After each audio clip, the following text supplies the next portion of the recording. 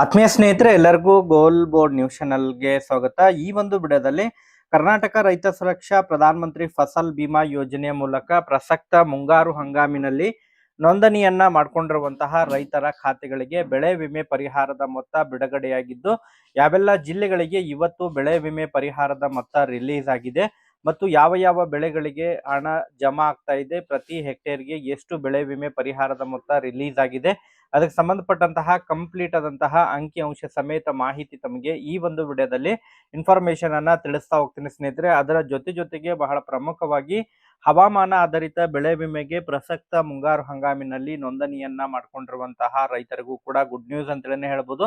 ಹವಾಮಾನ ಆಧಾರಿತ ಬೆಳೆ ವಿಮೆ, ತೋಟಗಾರಿಕೆ ಬೆಳೆ ವಿಮೆಗೆ ಸಂಬಂಧಪಟ್ಟಂತೆ ಬೆಳೆ ವಿಮೆಯನ್ನ ಕೂಡ ರಿಲೀಸ್ ಮಾಡಿದ್ದು, ಯಾವೆಲ್ಲ ಜಿಲ್ಲೆಗಳಿಗೆ ಬೆಳೆ ವಿಮೆ ಪರಿಹಾರವನ್ನ ರಿಲೀಸ್ ಮಾಡಿದರೆ ಹವಾಮಾನ ಆಧಾರಿತ ಬೆಳೆ ವಿಮೆ, ಅದರ ಬಗ್ಗೆನೂ ಕೂಡ ತಮಗೆ ಕಂಪ್ಲೀಟ್ ಆದಂತಹ ಇನ್ಫಾರ್ಮೇಶನ್ ತಮಗೆ ಈ ಒಂದು ವಿಡಿಯೋದ ಮೂಲಕ ಮಾಹಿತಿ ದೊರಕಲಿದೆ ಸ್ನೇಹಿತರೆ. ಒಟ್ಟಾರೆಯಾಗಿ ರೈತರಿಗೆ ಕೊನೆಗೂ ಕೇಂದ್ರ ಸರ್ಕಾರದ ವತಿಯಿಂದ ಪ್ರಧಾನ ಮಂತ್ರಿ ಫಸಲ್ ಬಿಮಾ ಯೋಜನೆಯ ಮೊತ್ತ ರಿಲೀಸ್ ಆಗಿದೆ. ಯಾಕಂತ ಹೇಳಿದ್ರೆ ಕಳೆದ ಸುಮಾರು 2-3 ತಿಂಗಳ ಹಿಂದೆ ಅಷ್ಟೇ ರಾಜ್ಯ ಸರ್ಕಾರದ ವತಿಯಿಂದ ಬೆಳೆ ಹಾನಿ ಪರಿಹಾರದ ಮೊತ್ತವನ್ನ ಉತ್ತರ ಕರ್ನಾಟಕ ಭಾಗದ ಜಿಲ್ಲೆಗೆ ಅತಿ ಹೆಚ್ಚು ಪ್ರಮಾಣದಲ್ಲಿ ಜಮಾ ಮಾಡಿದ್ರು. ತದನಂತರ ಬೆಳೆ ವಿಮೆ ಪರಿಹಾರದ ಮೊತ್ತಕ್ಕಾಗಿ ರೈತರು ವೇಟ್ ಮಾಡ್ತಾ ಇದ್ರು.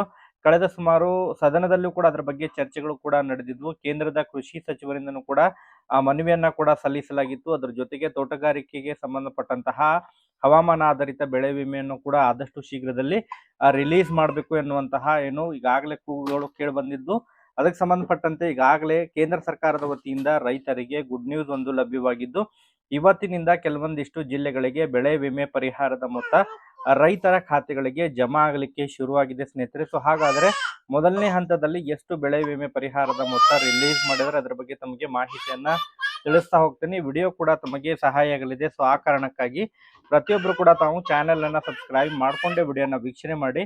ಹಾಗಾದ್ರೆ ಬನ್ನಿ ಸ್ನೇಹಿತರೆ, ತಡ ಮಾಡದೆ ಈ ಒಂದು ವಿಡಿಯೋನ ಪ್ರಾರಂಭಿಸೋಣ.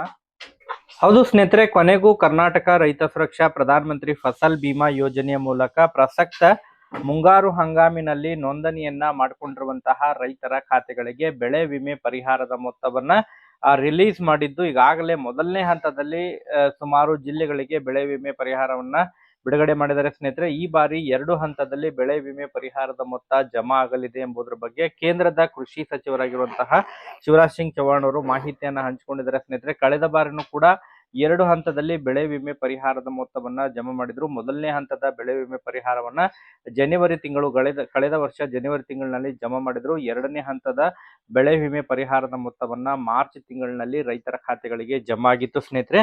ಈ ಬಾರಿನೂ ಕೂಡ ಸ್ವಲ್ಪ ತಡವಾಗಿದೆ. ಬೆಳೆ ವಿಮೆ ಪರಿಹಾರದ ಮೊತ್ತವನ್ನ ಫೆಬ್ರವರಿ ತಿಂಗಳಿನಲ್ಲಿ ರಿಲೀಸ್ ಮಾಡಿದ್ದು, ಒಟ್ಟಾರೆಯಾಗಿ ಕಳೆದ ಸುಮಾರು 2-3 ತಿಂಗಳಿಂದ ಕೂಡ ರೈತರು ವೇಟ್ ಮಾಡ್ತಾನೆ ಇದ್ರು, ಯಾವಾಗ ಬೆಳೆ ವಿಮೆ ಪರಿಹಾರದ ಮೊತ್ತ ಜಮಾ ಆಗುತ್ತೆ ಅಂತ ಹೇಳಿ.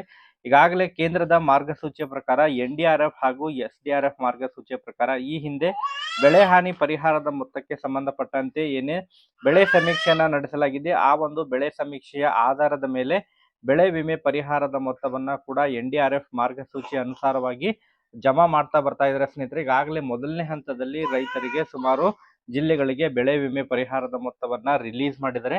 ಸೊ ಹಾಗಾದ್ರೆ ಯಾವೆಲ್ಲ ಜಿಲ್ಲೆಗಳಿಗೆ ಬೆಳೆ ವಿಮೆ ಪರಿಹಾರದ ಮೊತ್ತ ರಿಲೀಸ್ ಆಗಿದೆ ಅದರ ಬಗ್ಗೆ ತಮಗೆ ಮಾಹಿತಿಯನ್ನ ತಿಳಿಸ್ತಾ ಹೋಗ್ತೀನಿ ಸ್ನೇಹಿತರೆ. ಅದಕ್ಕಿಂತ ಪೂರ್ವದಲ್ಲಿ ಈಗಾಗಲೇ ಕೆಲವೊಂದಿಷ್ಟು ಜಿಲ್ಲೆಗಳಿಗೆ, ಅದರಲ್ಲೂ ಕೂಡ ತೋಟಗಾರಿಕೆ ಬೆಳೆಗಳಿಗೆ ಸಂಬಂಧಪಟ್ಟಂತೆ ಮಾವು ಆಗಿರ್ಬೋದು, ಅಡಿಕೆ ಆಗಿರ್ಬೋದು, ಕಾಳುಮೆಣಸು ಆಗಿರ್ಬೋದು, ಈ ಒಂದು ಬೆಳೆಗಳಿಗೆ ಹಿಂದಿನ ಹಂಗಾಮಿನಲ್ಲೂ ಕೂಡ ರೈತರು ನೋಂದಣಿಯನ್ನ ಮಾಡ್ಕೊಂಡಿದ್ರು. ಬಟ್ ಅವರಿಗೆ ಸರಿಯಾದ ಬೆಳೆ ವಿಮೆಯನ್ನ ಜಮಾ ಮಾಡಿದಿಲ್ಲ.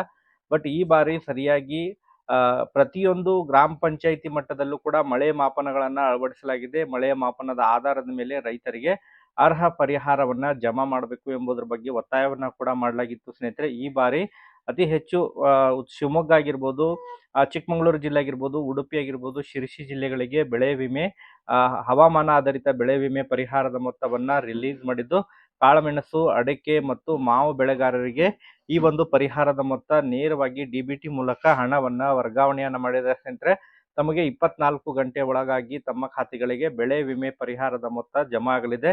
ತಮ್ಮ ಒಂದು ಯಾವ ವಿಮಾ ಕಂಪನಿಗಳಿದಾವೆ ಆ ಒಂದು ವಿಮಾ ಕಂಪನಿಯ ವೆಬ್ಸೈಟ್ ಆಗಿರ್ಬೋದು, ಅಥವಾ ತಮ್ಮ ಒಂದು ಹತ್ತಿರವಿರುವಂತಹ ತೋಟಗಾರಿಕೆ ಇಲಾಖೆಗೆ ತಾವು ಭೇಟಿ ಕೊಟ್ಟು ತಮ್ಮ ಲಿಸ್ಟ್ ನಲ್ಲಿ ತಮ್ಮ ಹೆಸರು ಇದೆಯಿಲ್ಲ ಎಂಬುದರ ಬಗ್ಗೆ ಚೆಕ್ ಮಾಡ್ಕೋಬೇಕು. ಈಗಾಗಲೇ ಜಿಲ್ಲಾವಾರು, ತಾಲೂಕುವಾರು, ಗ್ರಾಮ ಪಂಚಾಯತಿ ಮಟ್ಟದಲ್ಲಿ ಲಿಸ್ಟ್ ಕೂಡ ರೆಡಿ ಮಾಡಿ ಸಿದ್ಧ ಮಾಡಿ ಅದನ್ನ ತೋಟಗಾರಿಕೆ ಇಲಾಖೆಯಲ್ಲಿ ಕೂಡ ಡಿಸ್ಪ್ಲೇ ಮಾಡಲಾಗಿದೆ ಸ್ನೇಹಿತರೆ. ಸಂಬಂಧಪಟ್ಟಂತಹ ಅಧಿಕಾರಿಗಳಿಗೆ ಭೇಟಿ ಕೊಟ್ಟು ತಾವು ಇನ್ಫಾರ್ಮೇಶನ್ ಕೂಡ ಪಡೆದುಕೋಬಹುದು. ತಮಗೆ ಬೆಳೆ ವಿಮೆ ಪರಿಹಾರದ ಮೊತ್ತ ಜಮಾ ಆಗಿದೆಯೋ ಇಲ್ಲ ಎಂಬುದರ ಬಗ್ಗೆ ಕೂಡ ತಾವು ಮಾಹಿತಿಯನ್ನ ಪಡ್ಕೋಬಹುದು.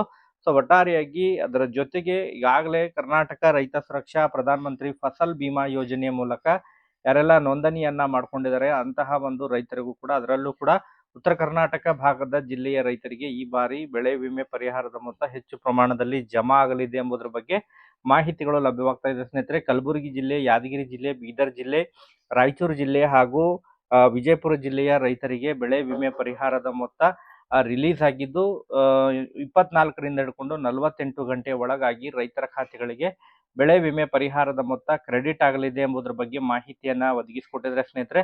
ಸೊ ರೈತರು ಬೆಳೆ ವಿಮೆ ಪರಿಹಾರದ ಮೊತ್ತವನ್ನ ಪಡೆದುಕೊಂಡಿದ್ರೆ ಕಮೆಂಟ್ಗಳನ್ನ ಮಾಡೋದ್ರ ಮೂಲಕ ಕೂಡ ತಾವು ಮಾಹಿತಿಯನ್ನ ತಿಳಿಸ್ಕೊಡಿ. ಪ್ರತಿ ಹೆಕ್ಟೇರ್ಗೆ ಸುಮಾರು 12,000 ಹಿಡ್ಕೊಂಡು 13,000ವರೆಗೆ ಬೆಳೆ ವಿಮೆ ಪರಿಹಾರದ ಮೊತ್ತ ಜಮಾ ಆಗ್ತಾ ಇದೆ. ಇದು ತೋಟಗಾರಿಕೆ ಬೆಳೆಗಳಿಗೆ ಮತ್ತು ನೀರಾವರಿ ಬೆಳೆಗಳಿಗೆ, ಖುಷ್ಕಿ ಜಮೀನಿಗೆ ಸುಮಾರು 8,000 ಹಿಡ್ಕೊಂಡು 9,000ವರೆಗೆ ಬೆಳೆ ವಿಮೆ ಪರಿಹಾರದ ಮೊತ್ತವನ್ನ ಜಮಾ ಮಾಡ್ತಾ ಇದ್ದಾರೆ ಸ್ನೇಹಿತರೆ. ಸೊ ಒಟ್ಟಾರೆಯಾಗಿ ರೈತರು ತಮ್ಮ ಒಂದು ಬ್ಯಾಂಕ್ ಖಾತೆಯನ್ನ ಪರಿಶೀಲನೆ ಮಾಡೋದ್ರ ಮೂಲಕ ಹಣ ಜಮಾ ಆಗಿರೋ ಬಗ್ಗೆ ಕೂಡ ಇನ್ಫಾರ್ಮೇಶನ್ ಅನ್ನ ಪ್ರೊವೈಡ್ ಮಾಡಿಕೊಡಿ. ಮತ್ತೆ ಇದಕ್ಕೆ ಸಂಬಂಧಪಟ್ಟಂತೆ ಯಾವುದಾದ್ರೂ ಅಪ್ಡೇಟ್ಗಳು ಲಭ್ಯವಾದ್ರೆ ಇನ್ಫಾರ್ಮೇಶನ್ ತಿಳಿಸ್ಕೊಡ್ತೀನಿ. Thank you for watching this video.